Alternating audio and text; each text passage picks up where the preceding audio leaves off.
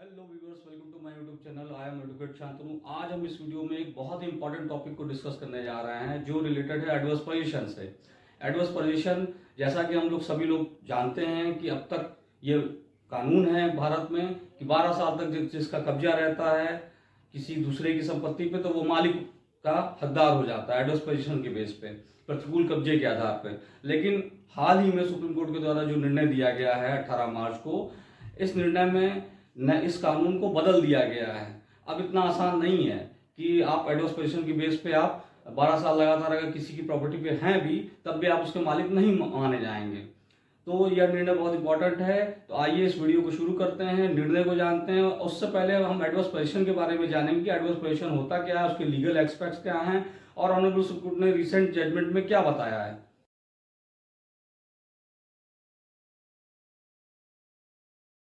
Adverse position का मतलब जान लेते हैं। प्रतिकूल कब्जे के कानून के अनुसार यदि कोई व्यक्ति किसी संपत्ति पर 12 साल तक कब्जा बनाए रखता है तो उसे संपत्ति का मालिकाना हक दे दिया जाता है। सरल शब्दों में, यदि कोई व्यक्ति किसी यूनिट पर यानी किसी पर्टिकुलर प्रॉपर्टी पर मालिक की ओर से बिना किसी रुकावट के 12 साल तक कब्जा बनाए रखता है तो उसे संपत्ति के मालिक का दर्जा मिल जाता है।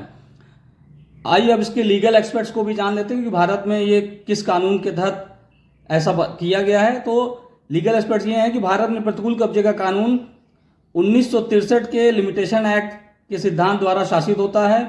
लिमिटेशन एक्ट के तहत प्रतिकूल कब्जे के अनुसार यदि नियत समय या अवधि के दौरान किसी सीमा को संशोधित करने के लिए अपील नहीं की जाती है तो वर्तमान टाइटल कंटिन्यू रहेगा। प्रतिकूल कब्जे के संदर्भ में अवधि 12 वर्ष परिभाषित की गई है। भारतीय कानून प्रणाली के अनुसार यदि कोई संपत्ति का मालिक 12 वर्षों तक अपनी संपत्ति के लिए दावा करने में विफल रहता है और जो दूसरा व्यक्ति उस पर कब्जे में है वो 12 वर्षों तक संपत्ति पर कब्जा बनाए रखता है, तो संपत्ति का स्वामित्व अधिकार उस व्यक्ति जो 12 साल तक का कब्जा बनाया हुआ है को हस्तांतरित कर दिया जाता है। अब कोई व्यक्ति जो कब्जे में है वो अपने एडवर्स पोजीशन को कैसे प्रूव करेगा कोर्ट ऑफ लॉ के सामने, उसके इंग्रेडिएंट्स क्या क्या हैं, क्या क्या आवश्यकताएं हैं, आइए उनको जानते हैं। जो व्यक्ति कब्जे में है वो अदालत के सामने निम्नलिखित चीज़ों को उसको साबित करना होगा, प्रूफ करना होगा। पहला, डेट ऑफ द पोजीशन यानी कब्जे की तारीख। दूसरा, कब्जे की जानकारी जनता को होनी चाहिए यानी the position was known to the public. The nature of the position, कब्जे की प्रकृति और कब्जे की निरंतरता। The continuity of the position और the duration of the position, कब्जे की अवधि। तो आइए ऑनरेबल सुप्रीम कोर्ट द्वारा दी गई हालिया जजमेंट को, निर्णय को जान लेते हैं। केस का टाइटल है M Radheshyam Lal versus V Sandhya and others, जिसे ऑनरेबल सुप्रीम कोर्ट के द्वारा 18 मार्च 2024 को डिसाइड किया गया है। यह एक सिविल अपील थी। अब इस अपील में जो अपीलांट हैं, जो प्लेंटिफ थे, उन्होंने एक सूट फाइल किया था ट्रायल कोर्ट के समक्ष। 17 नवंबर 1995 को उन्होंने एक सूट फाइल किया था और जो वाद पत्र में उन्होंने कथन किया था उसमें यह कहा था कि वो 1950 से उस संपत्ति पर रह रहे हैं, इसलिए वो एडवर्स पोजीशन के हकदार हैं। और उसी वाद पत्र में उन्होंने यह बात भी बताई थी, लिखी थी कि जो उसका ओरिजिनल ओनर है उसकी मृत्यु 1947 में हो गई है। लेकिन उन्होंने यह दलील नहीं दी कि जब 1947 से पहले यानी जब उनकी मृत्यु हुई है ओरिजिनल ओनर की, उसके पहले से उसके पिता यानी वादी और वादी के पिता मूल मालिक की जानकारी में थे कब्जे में। तो ऐसा दलील नहीं किया, यह ऑनरेबल सुप्रीम कोर्ट ने पाया। जब कोई पक्ष प्रतिकूल कब्जे का दावा करता है तो उसे पता होना चाहिए कि संपत्ति का वास्तविक मालिक कौन है। दूसरा, उसे दलील देनी होगी कि मूल मालिक की जानकारी में वह 12 साल से अधिक समय से मतलब अनइंटरप्टेड और ओपन खुले कब्जे में था। यह भौतिक कथन वाद में पूरी तरह से यानी वाद पत्र में वो पूरी तरीके से अनुपस्थित है। इसलिए वाद पत्र में प्रतिकूल कब्जे की दलील के लिए कोई उचित आधार नहीं है, ऐसा ऑनरेबल सुप्रीम कोर्ट ने पाया। और ट्रायल कोर्ट और हाई कोर्ट ने प्रतिकूल कब्जे की दलील पर जो तथ्यात्मक निष्कर्ष दिए थे, तो उच्च न्यायालय ने स्वीकार की गई स्थिति पर गौर किया है कि हमेशा संपत्ति कर जो हाउस टैक्स था और जल कर वाटर टैक्स बिल मूल मालिक के नाम पर थे।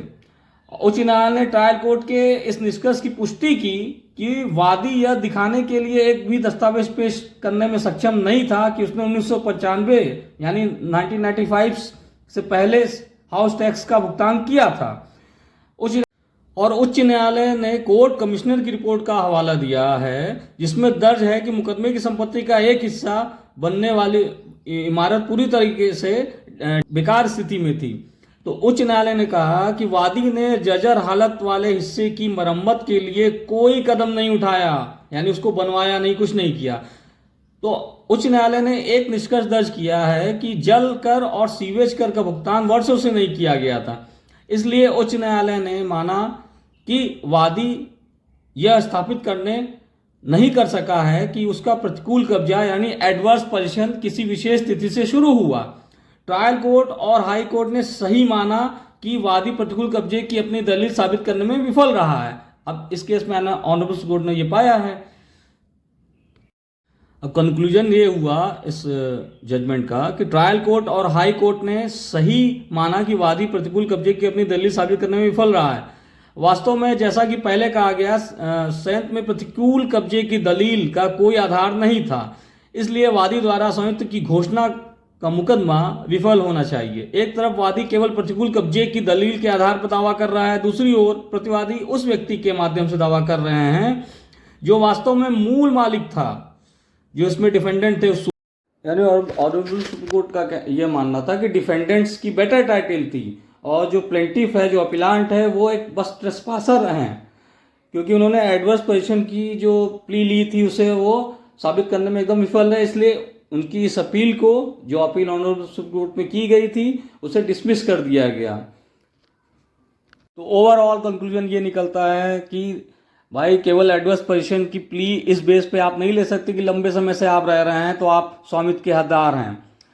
आपको उसके लिए जो एजेंशियल इंग्रेडिएंट्स बताए गए हैं time to time adverse position को प्रूफ करने के लिए ऑनरेबल सुप्रीम कोर्ट के द्वारा, उसे आपको प्रूफ करना पड़ेगा कोर्ट के सामने। जैसा पहला तो यह है कि राइटफुल ओनर की जानकारी में होना चाहिए, बहुत आवश्यक है। दूसरा कि आप अगर पोजीशन को प्रूफ कर रहे हैं तो आप हाउस टैक्स और वाटर टैक्स ये सब चीज़ों का भुगतान करें। तो ऐसा इस केस में पाया गया है। तो होप सो फ्रेंड्स आपको ये वीडियो पसंद आई होगी। इस केस की जो डिटेल्स है, डिस्क्रिप्शंस लिंक प्रोवाइडेड है डिस्क्रिप्शन में, आप देख सकते हैं।